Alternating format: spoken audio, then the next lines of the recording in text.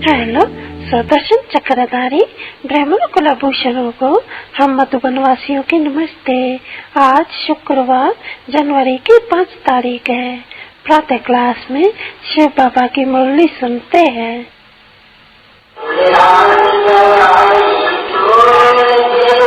परमात्मा नमः। मालूम नहीं है हम बच्चों को कि परमात्मा कौन है, ये मालूम नहीं है। बाकी महिमा जरूर कहते हैं कि परमपिता परमात्मा नमः। तो अभी परमात्मा नमः, किस परमात्मा कौन है? क्या परमात्मा और भगवान में कोई फर्क है? ईश्वर परमात्मा और भगवान और पिता, इनमें कोई फर्क तो है नहीं। तो मनुष्य को ये भी कुछ पता नहीं है कि ईश्वर और परमात्मा और भगवान ये है कौन। तो महिमा तो कहनी चाहिए नहीं, अभी महिमा कहना चाहिए फुल पहले जब कि जाओ समझो, जैसे जाते हैं वहाँ बड़ोदे में पर उसमें एक कॉन्फ्रेंस में, पीस कॉन्फ्रेंस, समझे नहीं? तो पहले तो महिमा करनी पड़े नहीं, क्योंकि किसको समझाए जाते हैं। तो उनको पहले ही पिता परमात्मा की महिमा है कि परमात्मा कौन है, पहले ये समझना चाहिए। भगवान कौन है, ईश्वर कौन है, परमात्मा कौन है, ये पहले उनकी महिमा करनी चाहिए। तो पहले महिमा ही करना चाहिए कि हम अपने बाप की महिमा करते हैं। वो कौन है? परम पिता परमात्मा, उनका नाम शिव है, ऊंचे से ऊंचा है। अच्छा, ऊंचे से ऊंचा है, उसको भगवत भी कहा जाते हैं, ईश्वर भी कहे जाते हैं, प्रभु भी कहा जाते हैं। अच्छा, वो पतित पावन भी है, ज्ञान का सागर भी है, सुख का सागर भी है, शांति का सागर भी है, संपत्ति का सागर भी है। देखो पहले उनकी महिमा करनी चाहिए, बिल्कुल ही। तो शांति का सागर भी तो वही है। अच्छा, अभी वो शांति का सागर है तो जरूर उनसे ही शांति स्थापन हो सकती है, उनसे ही इनहेरिटेंस मिल सकते हैं। अभी यहाँ के भारतवासी जो शांति को ढूंढ रहे हैं कि विश्व में शांति कैसे हो। अभी विश्व में शांति, पहले तो उनको मालूम होना चाहिए विश्व में शांति कब थी, जो मांगते हो। फिर विश्व में शांति जरूर हुई होंगी, जो कहते हैं कि विश्व में शांति चाहिए।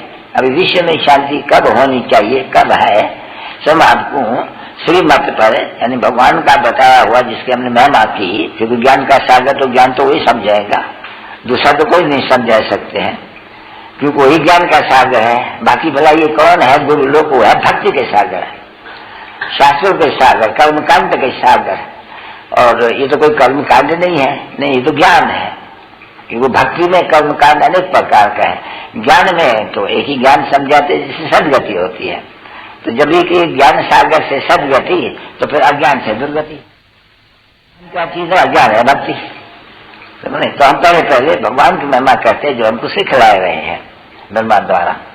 अच्छा, क्या महिमा है उनकी? वो ज्ञान का सागर है, शांति का सागर है, सुख का सागर है, पवित्रता का सागर है।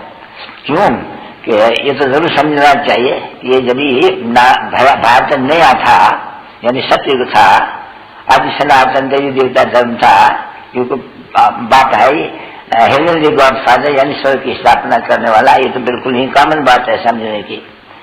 ये बाप स्वर्ग स्थापन करते हैं, जिसको बच्चे बहुत राम भी कह देते हैं, भाई राम राज्य, फिर कहते हैं राम राज्य। तो ये तो समझने की बात है कि राम राज्य में तो शेर बकरी कच्चे पीते हैं, वहां तो कोई भी अशांति हो भी नहीं सकती है।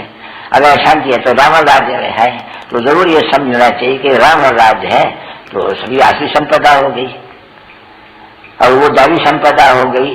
अभी आसुरी संपदा को दैवी संपदा कौन बताते हैं? ईश्वर। श्रीमत, ऊंचे से ऊंचे मत। तो देखो क्या से क्या मनुष्य बन जाते हैं। तो पहले तो समझना चाहिए। तो शांति का स्थापन करवाना वो है, क्योंकि हम जो आत्मा है उनका धर्म ही है शांति। जो हम रहने वाले हैं शांति धाम में। पीछे सत्य को कहा जाता है सुख धाम, अभी ये है कलयुग दुख धाम। तो ये कलयुग भी अभी तमो प्रधान, तो वहाँ विश्व में शांति कैसे हो? शांति तो होगी शांति धाम में। यहाँ फिर कभी शांति होती है जबकि एक धर्म है।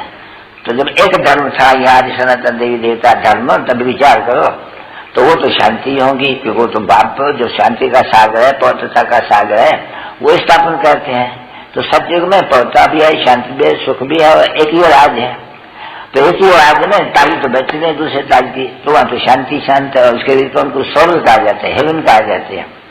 अच्छा, अभी वो हेवन कब था ये भी तो कोई मनुष्य नहीं जानते हैं, नहीं तो कई कई कहते हैं जानते हैं कि बरोबर 3000 ईयर्स बिफोर क्राइस्ट, यानी 5000 वर्ष हुए तो यहाँ आदि सनातन देवी देवता धर्म था और विश्व में शांति थी, क्योंकि एक ही राज था और तो इस्लामी मोदी क्रिश्चन तो था ही नहीं। तो फिर भी तो रिपीट करेंगे नहीं, वही फिर अभी जबकि ये तमो प्रधान दुनिया है और बरोबर पुरुष है तो मनुष्य है, देवता तो है नहीं, पत्थर बुद्धि है, गाया जाता है कि पत्थर बुद्धि है, भ्रष्टाचारी है और विशेष वर्ल्ड है।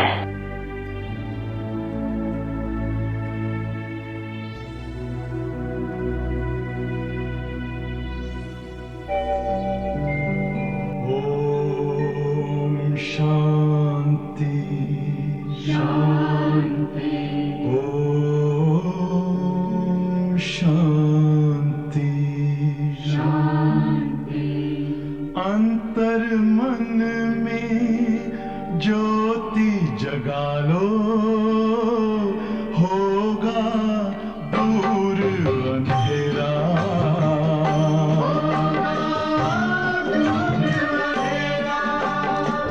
शिव का कर लो ध्यान, आ रहा पावन पुण्य सवेरा।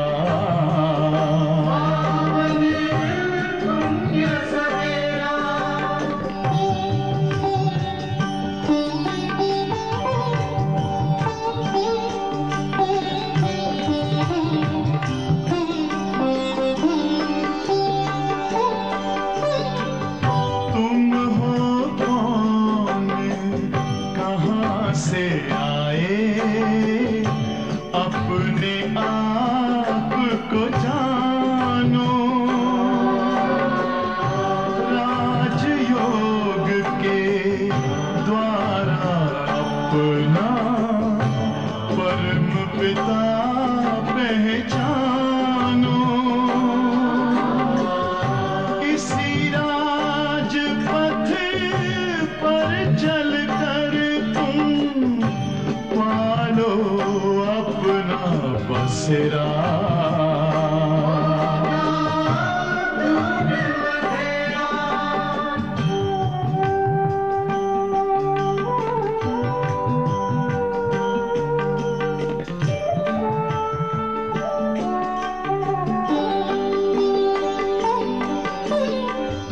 तुम हो आत्मा तन से न्यारे, परमात्मा को प्यारे।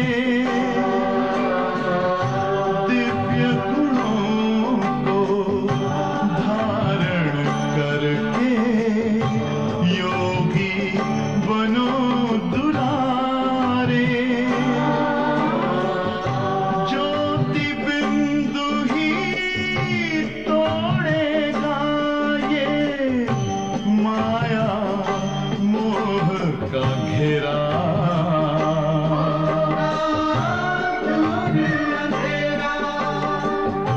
अंतर मन में ज्योति जगा लो, होगा दूर अंधेरा।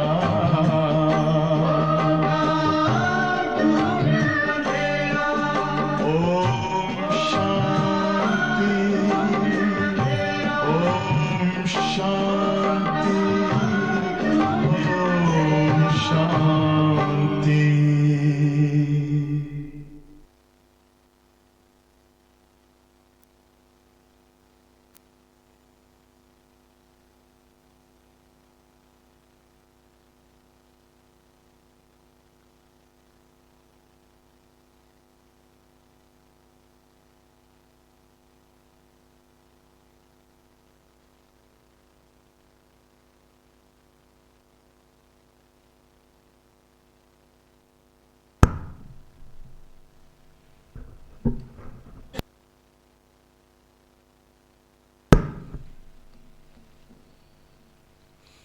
ओम शांति।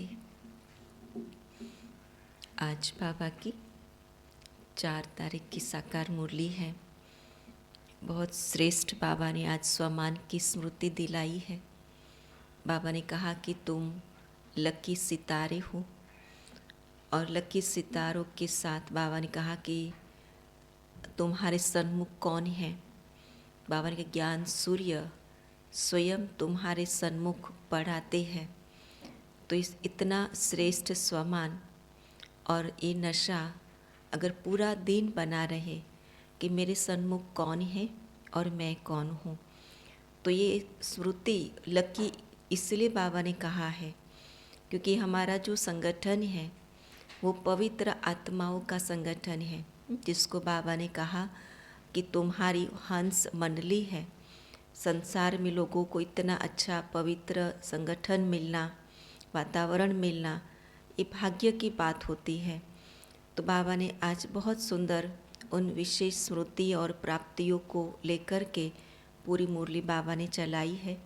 बाबा ने कहा, मीठे बच्चे, तुम मोती चुगने वाले हंस हो। तुम्हारी है हंस मंडली।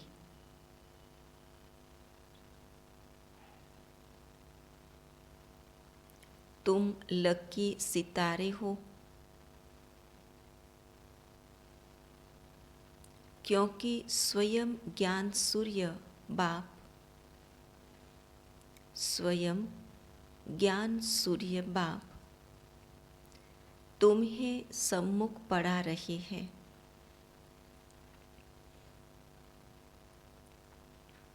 प्रश्न है, बाप ने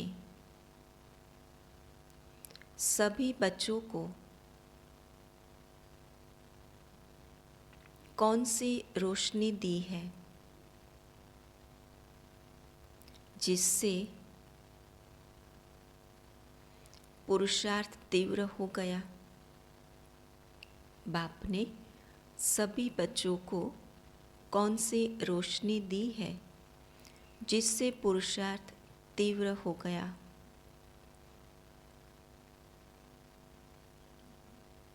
क्या रोशनी मिली जिससे पुरुषार्थ तीव्र बन जाता है?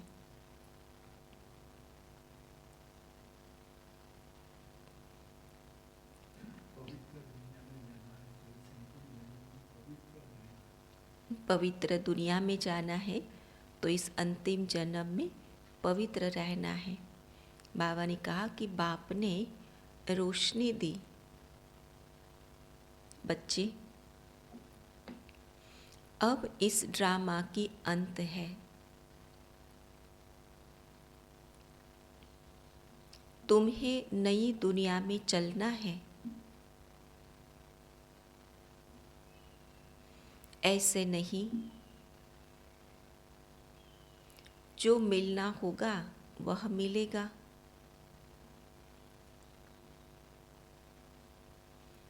पुरुषार्थ है फर्स्ट।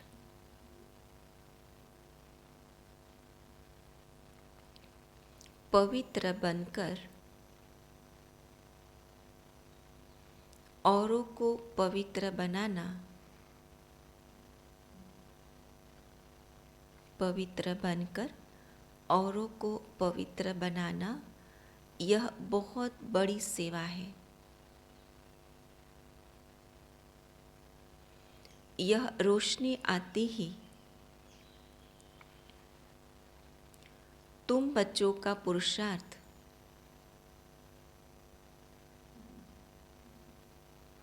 तीव्र हो गया। आज का गीत है, तू प्यार का सागर है। ओम शांति। बच्चे जानते हैं कि प्यार का सागर, शांति का सागर, आनंद का सागर, बेहद का बाप सम्मुख बैठ हमको शिक्षा दे रहे हैं। यानी बार बार अपने आप को ही पूछना चाहिए कि मेरे सम्मुख कौन बैठा है, मेरे सम्मुख कौन खड़ा है।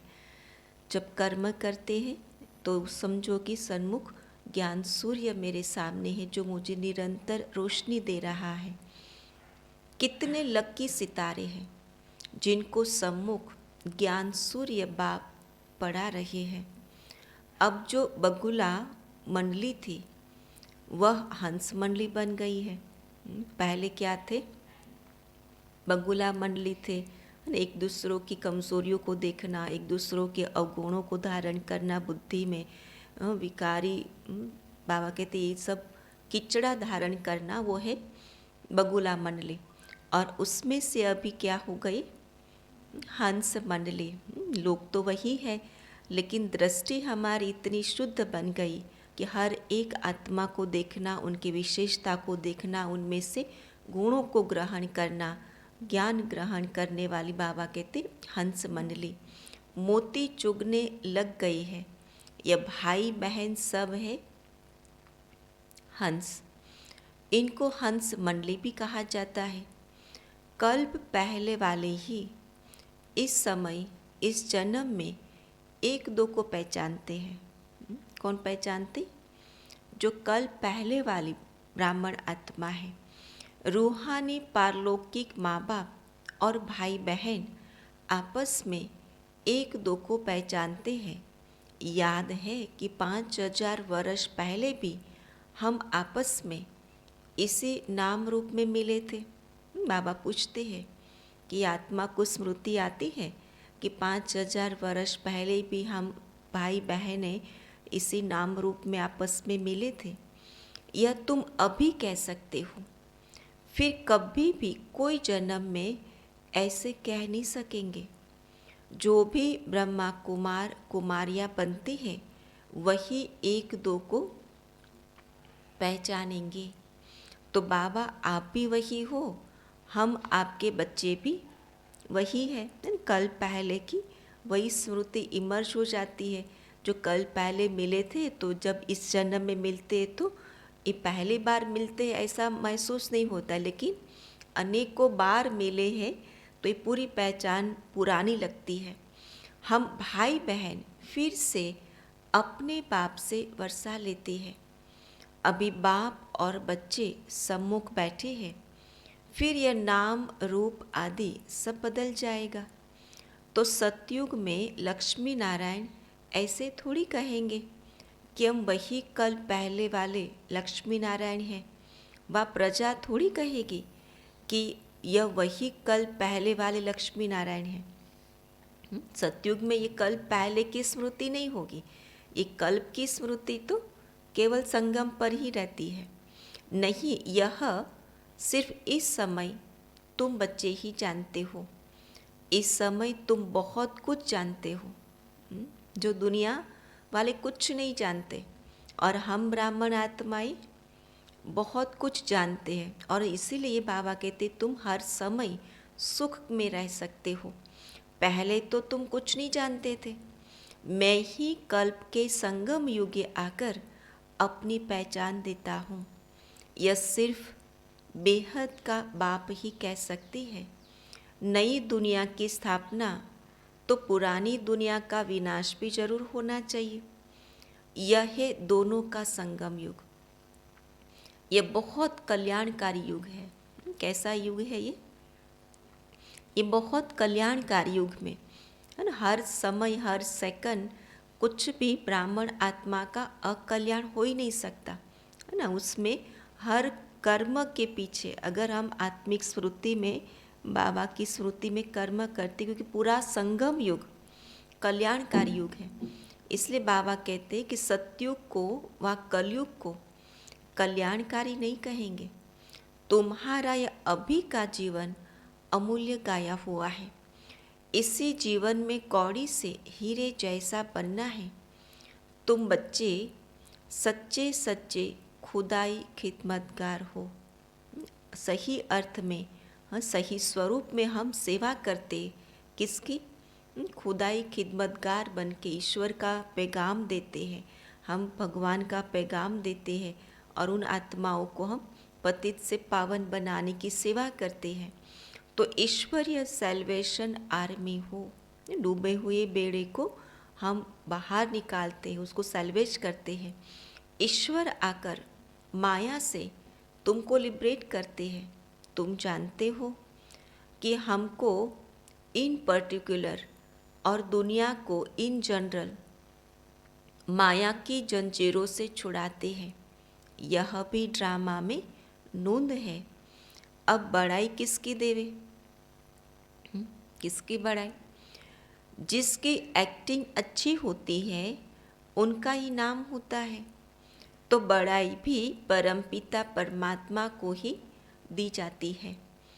अब धरती पर परमात्माओं का पाप आत्माओं का बहुत बोझ है। सरसों मिसल कितने ढेर मनुष्य हैं, तो बाप आकर बोझ उतारते हैं। क्या कर्तव्य करते? पुरानी दुनिया को विनाश और नई दुनिया की स्थापना का कर्तव्य, कौड़ी जैसी मनुष्य आत्माओं को हीरे जैसा बनाना। और फिर तीसरा बाबा कहते हैं कि जो सृष्टि पर पाप आत्माओं का बोझ बढ़ गया है उसको उतारना। वहाँ तो कुछ लाख ही होते हैं, तो क्या 1/4% भी नहीं हुआ? तो इस ड्रामा को भी अच्छी रीति समझना है। परमात्मा को सर्वशक्तिमान कहते हैं, यह भी उनका ड्रामा में पार्ट है। बाप कहते हैं मैं भी ड्रामा में बांधा हुआ हूँ। यदा यदा ही धर्मस्य लिखा हुआ है। अब वही धर्म की ग्लानि भी भारत में बरोबर है। मेरी भी ग्लानि करते हैं और देवताओं की भी ग्लानि करते हैं। इसलिए बहुत पाप आत्मा बन पड़ी है। हर कर्म का पाप आत्मा पर चढ़ता गया, तो यह भी उन्हों को बनना ही है। सतो रजो तमो में आना ही है। तुम इस ड्रामा को समझ गए हो। कितनी बार बाबा ने कहा कि तुम इस ड्रामा को जानते हो, तुम इस ड्रामा को पूरा समझ गए हो। बुद्धि में चक्र फिरता रहता है। बाप ने आकर रोशनी दी है। अभी इस ड्रामा की अंत है, और अंत का भी तो अभी अंत चल रहा है ना, अंतिम घड़ियाँ चल रही है। तो हर कर्म कितने श्रेष्ठ होने चाहिए अभी। अब तुम फिर नई दुनिया के लिए पुरुषार्थ करो। ऐसे नहीं कि जो मिलना होगा वह मिलेगा। बिना पुरुषार्थ प्रारब्ध कभी नहीं मिलती है।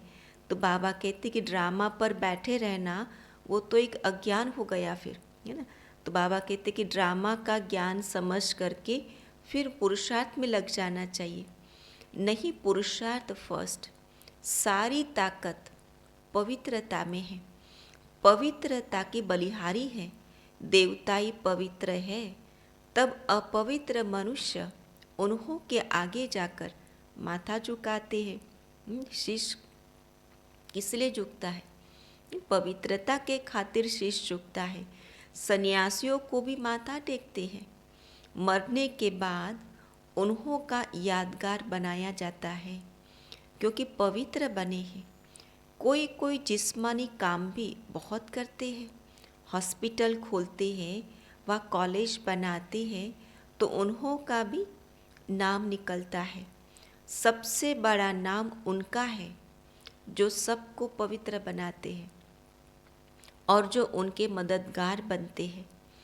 तुम पवित्र बनते हो उस एवर प्योर के साथ योग लगाने से, है ना। पवित्रता की शक्ति हमारे में कैसे बढ़ती है? योग से बढ़ती है ना। परम पवित्र शक्ति से बुद्धि योग जोड़ने से आत्मा में वो पवित्रता की शक्ति बढ़ जाती है।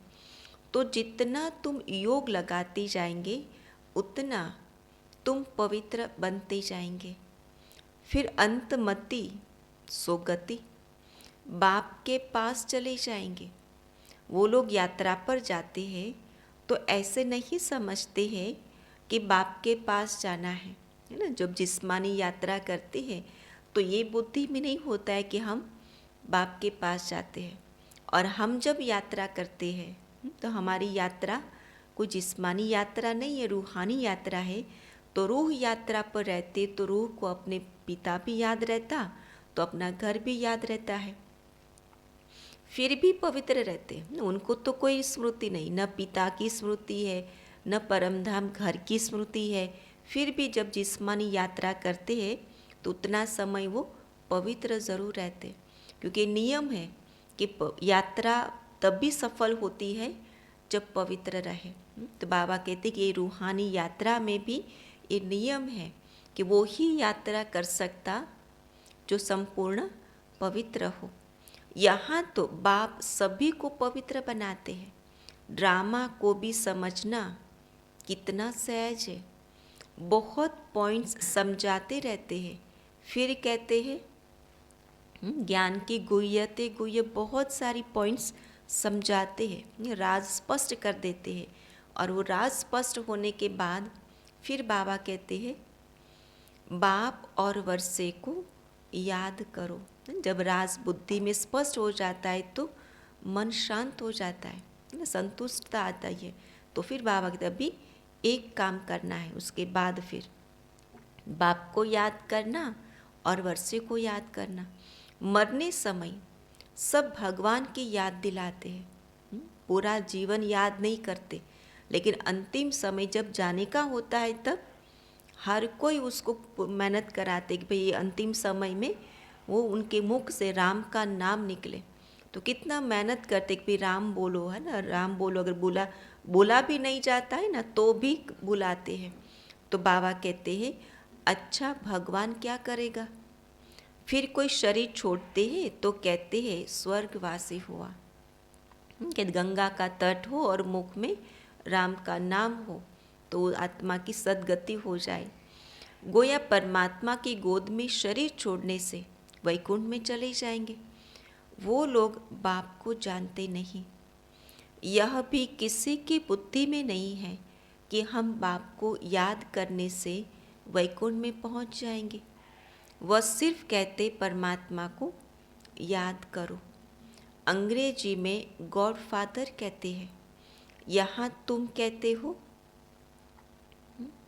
परमपिता परमात्मा। वो लोग पहले गॉड फिर फादर कहते हैं, हम पहले परमपिता फिर परमात्मा कहते। वह सबका फादर है। अगर सभी फादर हो तो फिर और गॉड फादर कह ही न सके। अगर वो परमात्मा सर्वव्यापी हो तो ओ गॉड की पुकार नहीं करे, है ना। तो फिर बाबा कहते थोड़ी सी बात भी नहीं समझ सकते। इतनी सिंपल लॉजिक की बात है फिर भी समझ में नहीं आती है। तो बाप ने तुमको सहज करके समझाया है। मनुष्य जब दुखी होते हैं तो परमात्मा को याद करते हैं। मनुष्य है देह अभिमानी और याद करती है देही आत्मा। अगर परमात्मा सर्वव्यापी है तो फिर आत्मा क्यों याद करे। सब में परमात्मा है तो आत्मा को परमात्मा को याद करने की आवश्यकता ही क्या। अगर आत्मा निर्लेप है फिर भी देही अथवा आत्मा क्या याद करती है। अगर उस आत्मा के ऊपर कोई भी कर्म का लेपछेप ही नहीं चढ़ता, लगता ही नहीं है, तो भी परमात्मा को याद करने की दरकार नहीं रहती। तो ये साफ हो गया कि आत्मा के ऊपर किए हुए कर्म का लेपछेप लगता है तो आत्मा पाप आत्मा बनती है, आत्मा पुण्य आत्मा बनती है। और जब दुख बढ़ता है आत्मा पर तब उसको याद करती है। भक्ति मार्ग में आत्मा ही परमात्मा को याद करती है क्योंकि दुखी है। जितना सुख मिला है उतना याद करना पड़ता है। क्या कहते बाबा, जितना सुख मिला है उतना याद करना पड़ता है। यह है पढ़ाई। एम ऑब्जेक्ट भी क्लियर है, इसमें अंधश्रद्धा की कोई बात नहीं है। पढ़ाई में अंधश्रद्धा नहीं होती, वो तो स्टडी होती है। तुम सभी धर्म वालों को जानते हो, इस समय सभी मौजूद है। अब फिर देवी देवता धर्म की हिस्ट्री रिपीट होनी है, यह कोई नई बात नहीं। कल्प कल्प हम राज्य लेते हैं। जैसे वह हद का खेल रिपीट होता है वैसे यह बेहद का खेल है। वो 2 घंटे का होगा, 3 घंटे का होगा, फिर वो वैसा ही रिपीट होगा। तो बाबा कहते ये 5000 साल का है, तो हर 5000 साल के बाद वो वैसा कि वैसा रिपीट होता है। आधा कल्प का हमारा दुश्मन कौन? रावण। हम कोई लड़ाई कर राज्य नहीं लेते। एक देश ने दूसरे देश पर राज्य की, तो बाबा कहते ये कोई ऐसी स्थूल लड़ाई से हम राज्य प्राप्त नहीं करते हैं। न कोई हिंसक लड़ाई लड़ती है, न कोई जीत पहनने के लिए लश्कर लेकर लड़ते हैं, न कोई शस्त्र उठाते हैं, न कोई हमारे पास ऐसी कोई सेना है, लेकिन फिर भी हम क्या बन जाते हैं? पूरे विश्व के मालिक बन जाते। तो लड़ाई युद्ध किस पर किया? तो बाबा कहते हैं 5 विकार जो कमी कमजोरी है, विकार है, उस पर लड़ाई की और जीत प्राप्त की।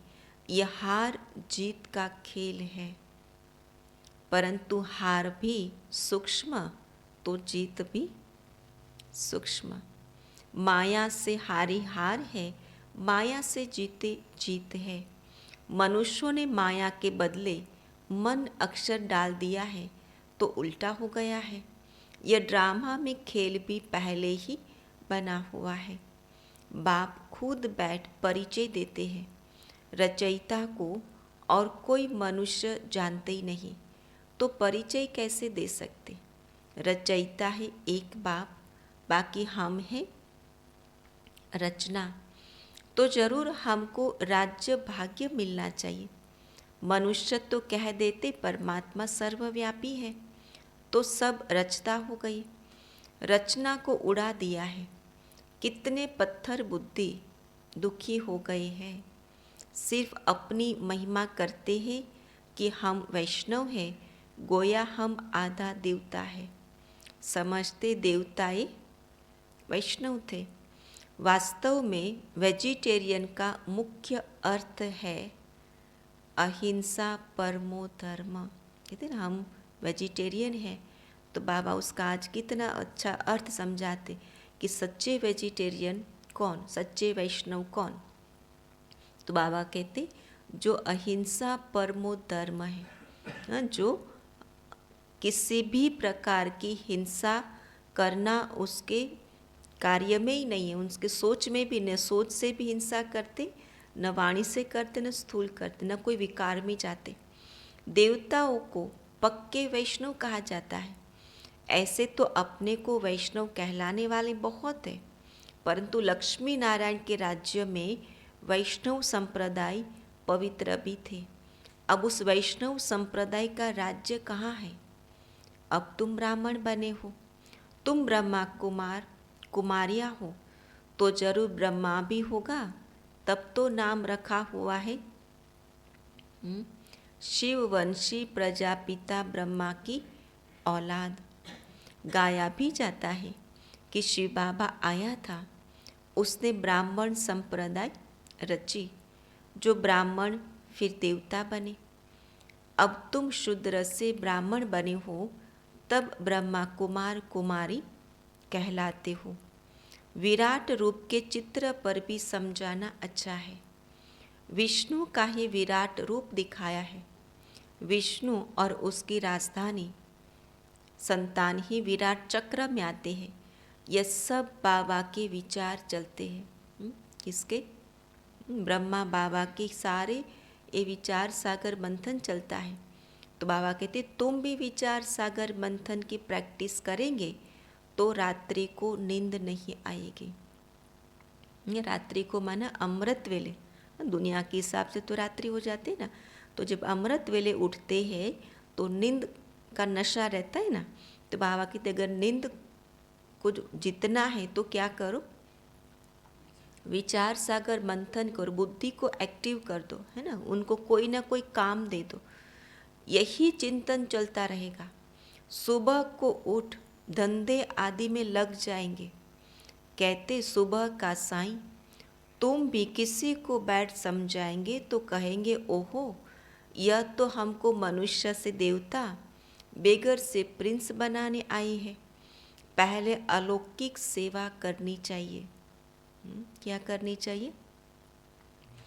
अलौकिक सेवा, है ना। परिवार की सेवा बाबा कहते वो रूहानी सेवा नहीं है ना, अपनी फ़र्ज वो अलग बात है, लेकिन उसको अलौकिक सेवा नहीं कहते, कहीं कहते हाँ इस परिवार में हम सेवा अर्थ थे, वास्तव में वो सेवा नहीं, वो ड्यूटी अर्थ थे। आपका कर्तव्य था, आपकी ड्यूटी थी जो आपने निभाई, लेकिन वो सेवा अलौकिक नहीं हुई।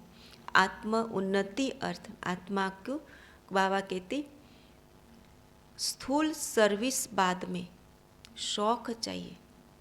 कौन सी सेवा करो? रूहानी सेवा, अलौकिक सेवा करो। खास माताएं बहुत अच्छी रीति सर्विस कर सकती है। माताओं को कोई धिक्कारेंगे नहीं।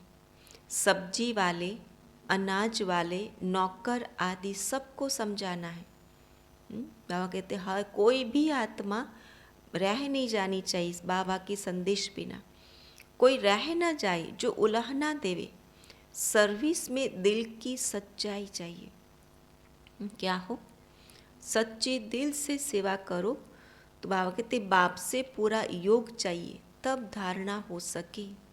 वक्खर सामग्री भरकर फिर पॉट पर स्टीमर डिलीवर करने जाए, उनको फिर घर में सुख नहीं आएगा, भागता रहेगा। जिसने खजाना भरा होगा ना, वो बैठा नहीं रहेगा, वो तुरंत सर्विस पर जाएगा। ये चित्र भी बहुत मदद देते हैं। कितना साफ है। शिव बाबा ब्रह्मा द्वारा विष्णुपुरी की स्थापना करा रहे हैं। यह है रुद्र ज्ञान यज्ञ, कृष्ण ज्ञान यज्ञ नहीं। इस रुद्र ज्ञान यज्ञ से विनाश ज्वाला प्रज्वलित हुई है। श्री कृष्ण तो यज्ञ रच नहीं सकते। वह 84 जन्म लेंगे तो नाम रूप बदल जाएगा और कोई रूप में श्री कृष्ण हो न सके। श्री कृष्ण का पाठ तो जब उसी रूप में आए तब ही रिपीट करे। अच्छा, मीठे मीठे सिकिलधे बच्चों प्रति माता पिता बाप दादा का याद प्यार और गुड मॉर्निंग। रूहानी बाप की रूहानी बच्चों को नमस्ते। हम रूहानी बच्चों की रूहानी बाप दादा को याद प्यार, गुड मॉर्निंग और नमस्ते। आज की धारणा क्या होगी?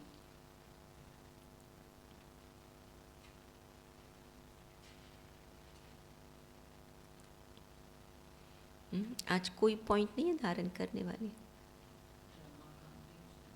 ड्रामा का अंतिम समय चल रहा है तो तीव्र पुरुषार्थ में लग जाना चाहिए। बाप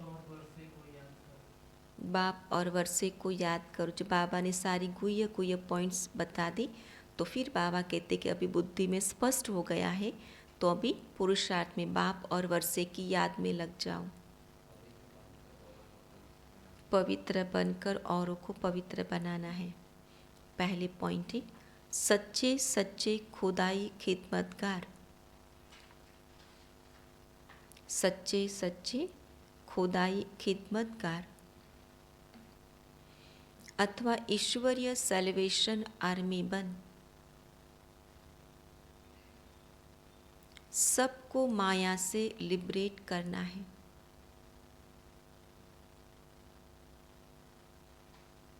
इस जीवन में कौड़ी से हीरे जैसा बनना,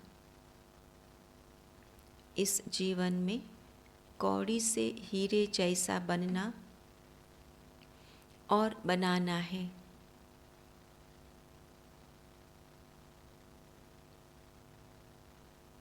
दूसरी पॉइंट, जैसे बाबा विचार सागर मंथन करते हैं,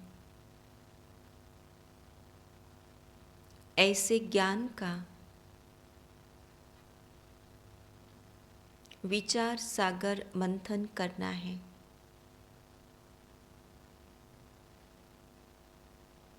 कल्याणकारी बन। अलौकिक सेवा में तत्पर रहना है। कल्याणकारी बन, अलौकिक सेवा में तत्पर रहना है। दिल की सच्चाई से सेवा करनी है। दिल की सच्चाई से सेवा करनी है। वरदान, छोटी छोटी अवज्ञाओं के बोझ को समाप्त कर, छोटी छोटी अवज्ञाओं के बोझ को समाप्त कर, सदा समर्थ रहने वाले,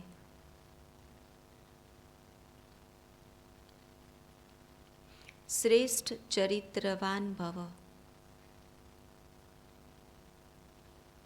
विस्तार है। जैसे अमृत वेले उठने की आज्ञा है तो उठकर बैठ जाते हैं, लेकिन विधि से सिद्धि को प्राप्त नहीं करते। स्वीट साइलेंस के साथ निंद्रा की साइलेंस मिक्स हो जाती है। दूसरा, बाप की आज्ञा है किसी भी आत्मा को न दुख दो न दुख लो। इसमें दुख देते नहीं हैं लेकिन ले लेते हैं।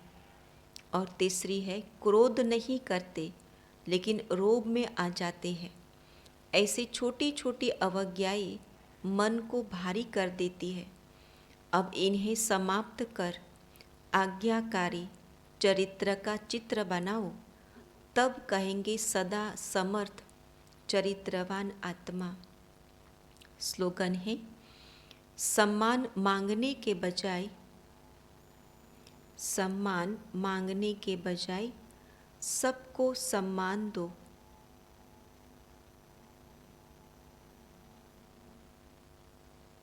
तो सबका सम्मान मिलता रहेगा, तो सबका सम्मान मिलता रहेगा।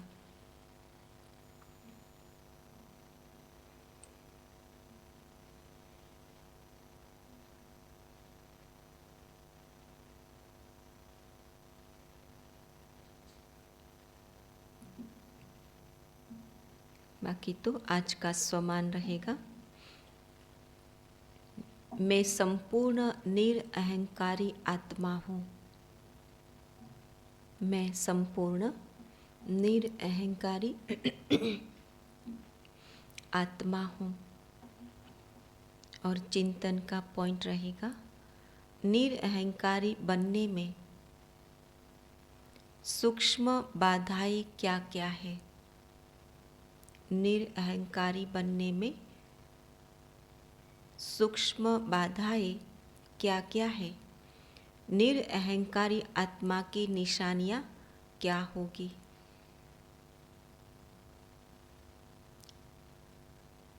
फिर योग अभ्यास के पॉइंट है, देह भान से मुक्त मैं ब्रह्मा बाप समान निरअहंकारी हूँ। मैं की जगह मैं आत्मा और मेरा की जगह मेरा बाबा इस स्थिति में स्थित हो लवलीन हो जाए। मैं की जगह मैं आत्मा और मेरा की जगह मेरा बाबा, तो इसी स्थिति में स्थित हो जाना। ओम शांति।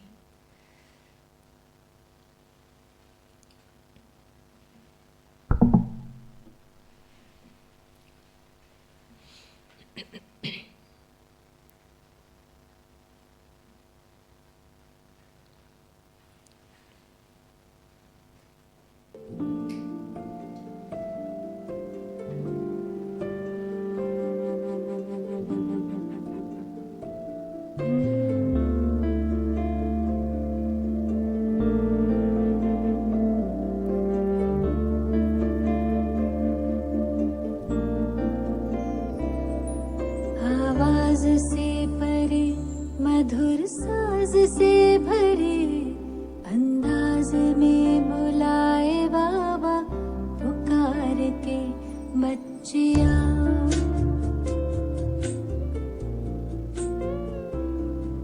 आवाज से परे मधुर साज से भरे अंदाज में बुलाए बाबा पुकार के बच्चिया।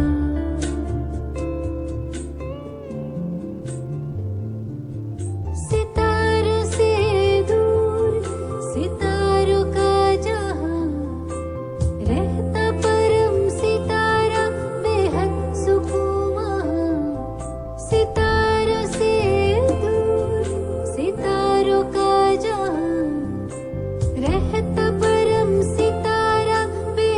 सुकून